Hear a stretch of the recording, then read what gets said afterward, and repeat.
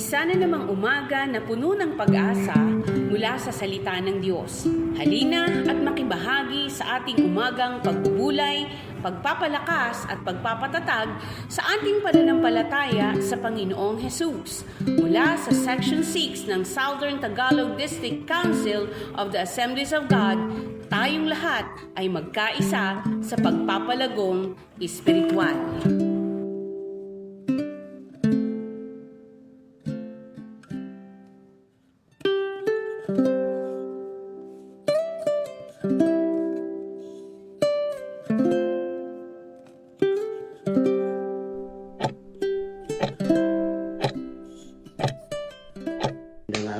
Sa inyong lahat, napakabuti ng Diyos at muli mag-aaral at makikinig tayo sa Kanyang salita.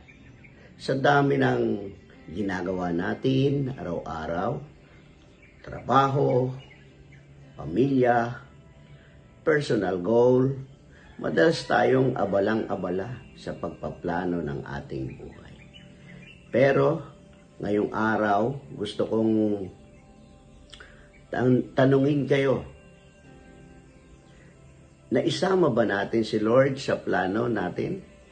O baka naman tayo ang nagdidisenyo, tapos saka pa lamang natin siya nilalapitan kapag may problema? Ang minsan natin ngayon ay galing sa Kawikaan 16 verse 9. Ang tao na nagbabalak, ngunit si Yahweh ang nagpapatuwad. Isang simpleng talata pero punong-puno ng wisdom at paalala sa atin na kahit gaano kaganda ang plano natin, si Lord pa rin ang final say. Ngayong araw, pag-usapan natin kung paano tayo pwedeng maging mas matalino sa pagplano. At higit sa lahat, kung paano natin mas maipagkakatiwala ang plano ng Diyos kaysa atin. Ang ating pong title ngayon ay May Plano Ka, pero si Lord ang final say.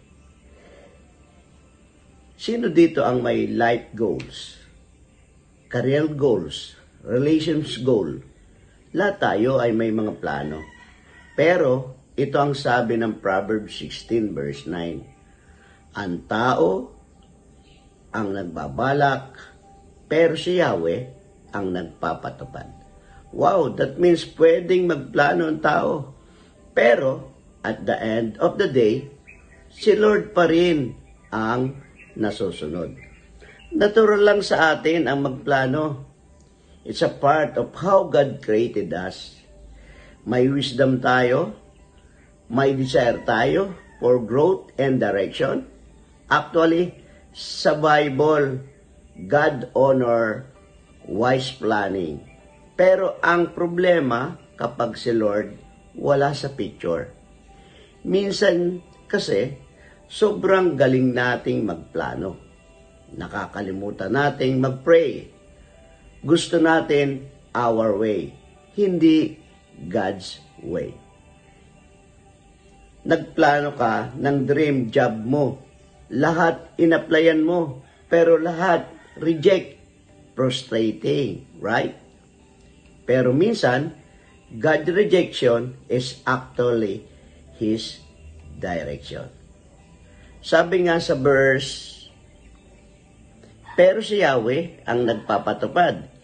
Ibig sabihin, kahit anong plano mo, kung hindi ayon sa will ni Lord, hindi yan matutupad.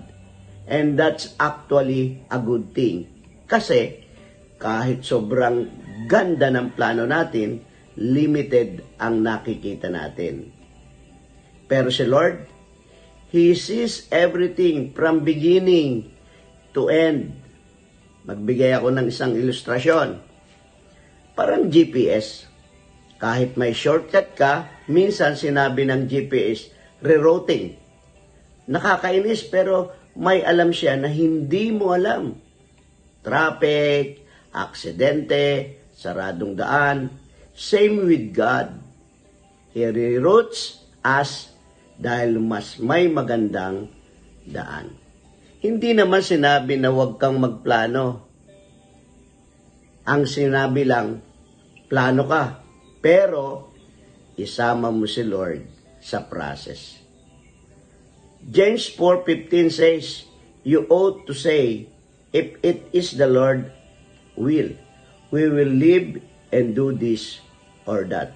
Ibig sabihin, dapat maging align sa will ni Lord ang lahat ng ginagawa natin. Narito ang ilang mga tips na pwede natin gawin. Pray before you plan. Ask for God's guidance. Be humble to accept closed door.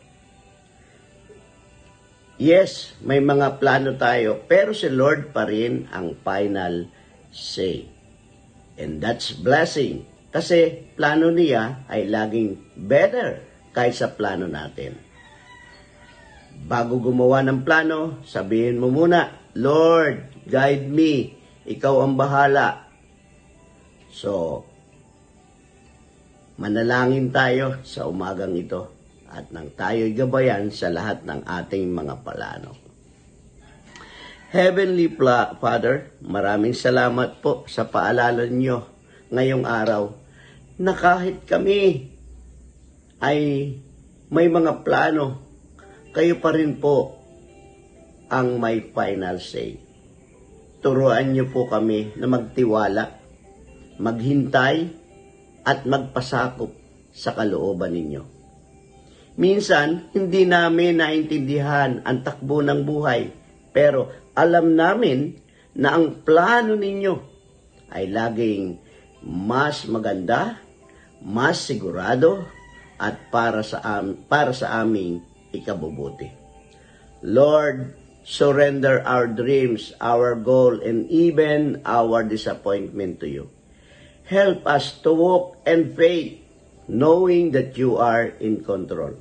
Kung may plano naman kaming hindi matupad, bigyan nyo kami ng kapayapaan. At ipaalala sa amin na meron kayong mas magandang kapalit. Use us, guide us, and align our step with your purpose.